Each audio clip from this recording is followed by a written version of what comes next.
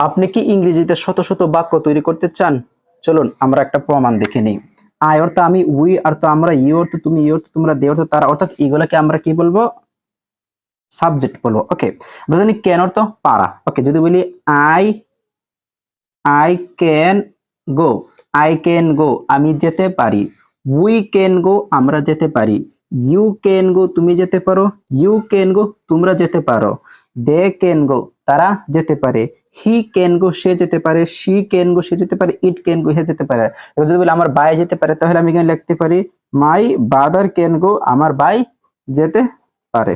ওকে, তাহলে আমরা জানি কেন অর্থ পারে। যদি শুড বলি, শুড অর্থ কি আমরা জানি উচিত। যদি বলি আই শুড গো আমার যাওয়া উচিত।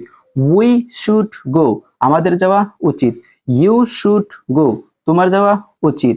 দে শুড গো তাদের যাওয়া উচিত। অর্থাৎ এখানে যেগুলো সাবজেক্ট রয়েছে আমরা কিন্তু সেগুলো দিয়ে পারি। যদি বলি আমি যেতে পারতাম, আই কুড গো আমি আগে স্কুলে যেতে পারতাম এখন যেতে পারি না, তাহলে কি বলবো? আই কুড গো আমি যেতে পারতাম। যদি বলি আই কুড কাম আমি আসতে পারতাম।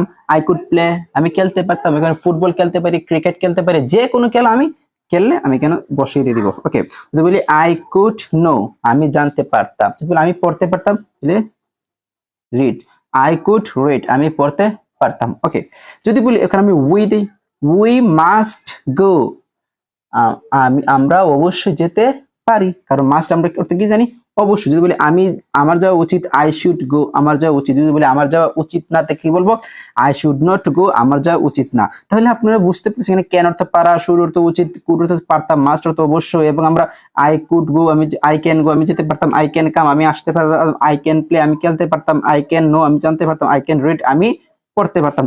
তাহলে এইভাবে কিন্তু আপনি কিন্তু শত শত ইংরেজি বাক্য তৈরি করতে পারবেন। আমি সবসময় বলি আপনি কিন্তু কখনো ইংরেজিতে বাক্য মুখস্থ করে কখনো ইংরেজিতে কথা বলতে পারবেন। আপনি যদি ইংরেজিতে কথা বলতে চান, but if you want to speak English must be need to know that you need to make a lot of sentence and how to make a lot of sentence. আপনাকে অবশ্যই জানতে হবে কিভাবে ইংরেজিতে বাক্য তৈরি করতে হবে।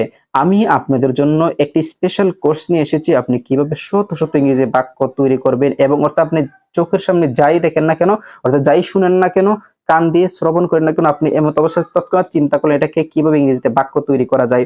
আমি টোটাল এ টু জেড আমার এই ইংরেজি কোর্সে আমি আপনাদেরকে নিয়ে এসেছি, এবং আমাদের এই কোর্সে আপনি যা যে পাবেন সেটা হলো হাউ টু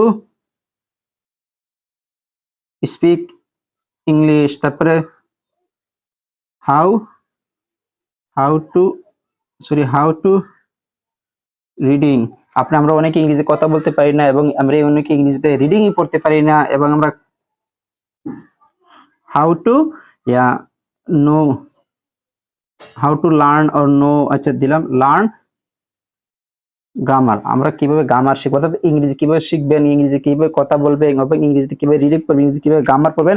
আপনি সুবর্ণ সুযোগ, অর্থাৎ সুবর্ণ সুযোগ বললেই চলে, আপনি একটি ক্লাসে একটি কোর্সে আপনি এই 4টা এবং 3টা আমরা আরো অনেক একাধিক, এবং আমাদের প্রত্যেকটি কোর্সের শেষে আপনি আমাদের পিডিএফ ফাইল পেয়ে যাবেন, এবং ক্লাসগুলো আবার রিপিট করার জন্য পাবেন। অর্থাৎ আপনাকে আমি কি বলবো, সরাসরি যে কোনো প্রশ্ন আমাকে সরাসরি জিজ্ঞেস করতে পারেন। অর্থাৎ আমি আপনাদেরকে দেখাবো এইভাবে, অর্থাৎ যে কোনো প্রেজেন্টেশন, যে কোনো অনুষ্ঠানে কিভাবে আপনি নিজে নিজে ইংরেজি বক্তৃতা দিবেন, অথবা বন্ধুদের সাথে কিভাবে ইংরেজি কথা বলবেন, অথবা আপনি কিভাবে ফ্রিল্যান্সিং এর জন্য ইংরেজি শিখবেন, অর্থাৎ এ টু জেড আমরা আমাদের এই কোর্সে নিয়ে এসেছি।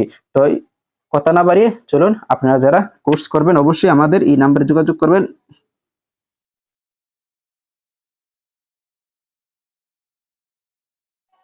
অথবা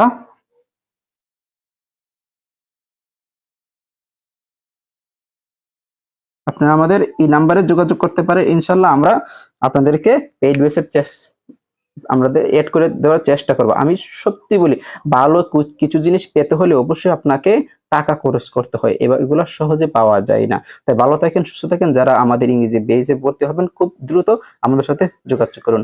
আসসালামু আলাইকুম রহমতুল্লাহি ওয়া বারাকাতুহু। আবারও বলেন, আপনি যদি শত শত ইংরেজি বাক্য তৈরি করতে চান, সত্যিকার আপনি যদি ইংরেজিতে কথা বলতে চান, তাহলে অবশ্যই আমাদের বেসটি আপনার জন্য।